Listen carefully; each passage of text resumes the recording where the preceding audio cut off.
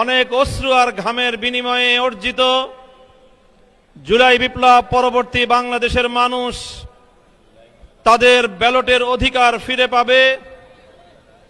কিন্তু দুর্ভাগ্যজনকভাবে 12ই ফেব্রুয়ারি মানুষের ব্যালটের অধিকারের সাথে নির্মম তামাশা করা হয়েছে।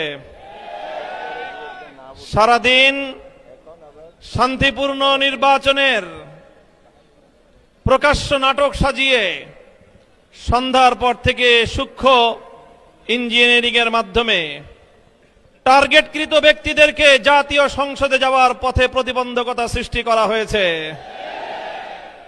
ডিপ স্টেটের এজেন্ডা বাস্তবায়ন করতে বাংলাদেশের জনগণের অর্থে লালিত প্রশাসন ব্যবহৃত হয়েছে।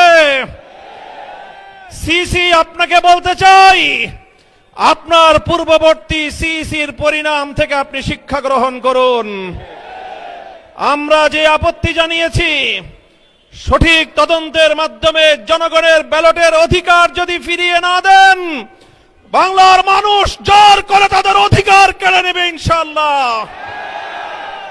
আপনাদের এই প্রহসনের প্রতিবাদ করার পর গোটা বাংলাদেশ জুড়ে আমাদের 11 দলীয় নির্বাচনী ঐক্যের নেতা কর্মী সমর্থকদের উপর যেই পৈশাচিকতা চালানো হচ্ছে, আমাদের বোনদেরকে ধর্ষণ করা হয়েছে, আমাদের মা বোনদের শ্লীলতাহানি শুধু নয়, তাদেরকে শারীরিকভাবে লাঞ্ছিত করা হয়েছে, আমাদের বাড়িঘরে অগ্নিসংযোগ করে বাংলাদেশে আবার নতুন করে ফ্যাসিবাদ ফিরিয়ে আনবার পায়ে তারা চালানো হচ্ছে।